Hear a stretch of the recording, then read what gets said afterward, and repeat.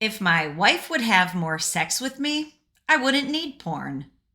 I'm Dr. Trish Leigh, cognitive neuroscientist and sex addiction recovery coach. I'm going to break that down with you here today. If you think that you don't need to go into the screen if your wife was performing more and better for you, then this video is for you. We're going to break down 3 things. Number 1, I don't want you to forget that you brought porn brain into your relationship. Inadvertently, yes, but in fact, that has consequences, which we will explore. Number 2 is even if your wife doesn't know that you watch porn, she knows. And I'm going to tell you what I mean by that. Number 3 is your wife likely is culturalized and socialized to be hyposexual, which is the polar opposite of hypersexuality that you have developed through pornography. We're going to break that down. And of course, lastly, your brain tip strategy for today is very important for you to come out of this whole my wife doesn't want to have sex with me thing so you can get on purpose in your relationship, start having better sex than ever, and have a better relationship. Okay, let us get started. Number 1, porn brain. You brought porn brain into your relationship. So we know that most men start watching porn very early on in either late childhood or early adolescence. So what that means is the seeds of hypersexuality and addictive sex were planted when you were a kiddo. And every time you water those seeds by watching pornography, you're actually conditioning your brain to go back into the screen, whether you have a partner or not. And you're inadvertently training your brain that all of the arousal, all of the dopamine is in pornography. Thus, what happens is you are less satisfied and less aroused by your partner. And at the same time, you might be blaming her for not arousing you enough. This throws off relationship dynamics. It really creates a lot of challenges for people. And the takeaway from this is some of this is coming off of you, and you have onus of control in that. That's not blame. That's not shame. That's, you know what? It's coming off of me, so I can do something about it, which I'm going to share in just a minute. But what porn brain does is it conditions you to want dopamine from heightened arousal. So as you leave the screen behind and you start having connective, relational, healthy sex with your wife or your partner, then it will be better for both of you. There's many studies that show porn ruins relationships and sexual relationships. There's a few studies that you can check them out, and I'll put a link below to one of them for Cooper et al. Cooper started researching porn in relationships a long time ago. There's studies back to 1999. There's a few studies that were crucial from 2006. You can check them out. But basically what they show is if you're a porn user, you need heightened arousal, and there'll be less satisfaction for you, and your partner will feel that, and there will be less satisfaction for your partner. And so when you unwire the porn brain and you rewire your brain to be healthy again, healthy sex is on the other side of that. Okay, number 2 is even if she doesn't know, she knows. And what I mean by that is there's a new study from Paul Wright that shows that consuming pornography changes your sexual template. So the things that you see in porn, whatever you're watching, that becomes the sexual template that's activated for you that you want to apply. So the way that I think about that is it creeps into your bedroom, whether you know it or not, because it's in your mind. It's in the neural pathways that you've been firing up.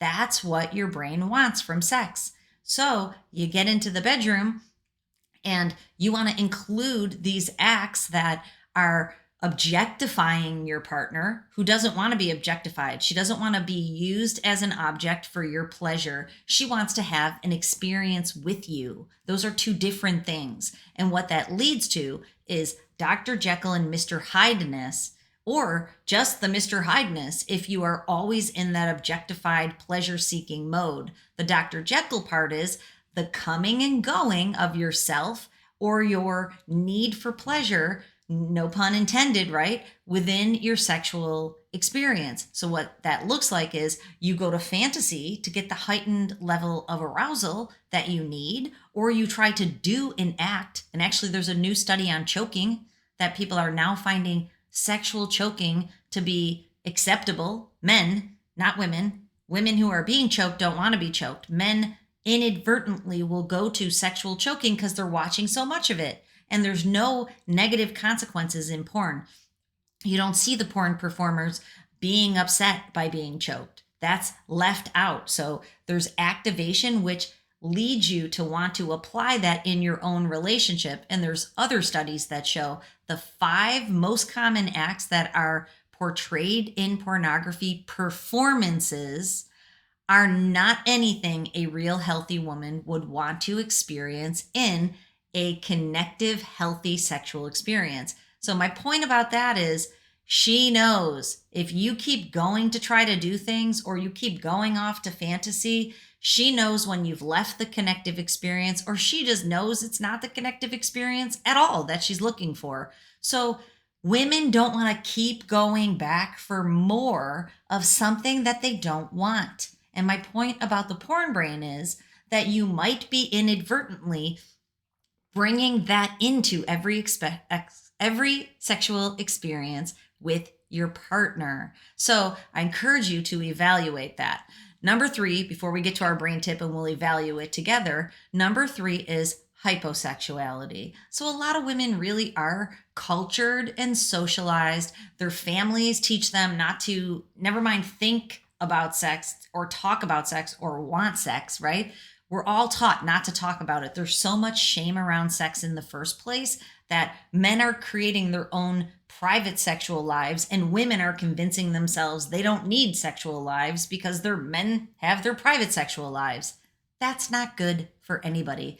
In the end, it's not enjoyable for anybody. So the way out of that is to have your partner increase her sexuality, figure out what she likes. Then you give her what she likes. She figures out what turns her on. It becomes more of a, wait for it, romantic, loving experience than just an intense pleasure-seeking experience for you and for her. So she increases her hyposexuality to healthy sexual levels. You decrease your hypersexuality to healthy levels. And here's your brain tip strategy for today. How do you do that? Well, number 1, you stop watching porn and you stop putting that into your brain every day, what your brain needs for arousal. It's going to continue to ramp up that need for the acts, for the fantasy, for the heightened mental and physical stimulation that can't be found in a real sexual experience. Stay out of the screen. And then secondly, communicate. Start talking to your wife or your partner. Have you talked about sex with her? I know we're supposed to do all kinds of funky things without actually talking about it. But if you talk about it, you'll get the funky things that you want. She'll get some new funky things she didn't even know she wants. And you both will be happy in your sexual relationship. Now, depending upon how long you've been in an asexual relationship, that bridge, gapping that, creating the bridge that closes that gap might be challenging. So it might not be an overnight one conversation type of thing. But if you begin to communicate, then that open communication over time is going to lead you to a relationship that's healthy. Someone just told me everybody's sexual relationships are screwed up. And he was right. Like I couldn't argue back, but he's like, everybody's sexual relationships are screwed up. This person I know has been sleeping in a separate bedroom from his wife for years. This guy I know hasn't had sex with his wife in months. That doesn't make it okay. That is the state of affairs because porn it's flying under the radar. It's creeped in and it's creating all this hypersexuality for you. It's creating stress and hyposexuality for your partner. So I want to tell you one more thing before I wrap up is that we know that consuming pornography also creates erectile dysfunction. So when you go to be with your partner, you literally can't get aroused enough to perform, and that creates performance anxiety. That anxiety is palpable and your partner can feel that. And if she doesn't know you're consuming porn, she doesn't know why you're not aroused by her. It creates tons of stress. We know from the science that your satisfaction and your partner's satisfaction tanks because of porn. And the craziest part is nobody traces it back to porn use, except for me. And I'm helping you to do that. Stay out of the screen, start talking to your partner, get your sex life back on track. I want that for you. You deserve it, and your partner deserves it too. So let's do this thing. Okay, if you're looking for help on this journey, please reach out to me, drtrishleigh.com. My colleague Adria and it's mostly Adria, but I have a digital program at sanityafterbetrayal.com for partners. So if you and your partner have a gap to bridge, there's a program for her there also. And it's congruent with the way that I teach men to heal their brains. Women need to heal in a different way. Betrayal trauma is what it's called when a partner can't process what's going on with their husbands or their man's porn consumption habit, and it can really wreak havoc in a relationship. So if you want to get healing, you can look for those programs. Okay, and until next time, control your brain or it'll control you.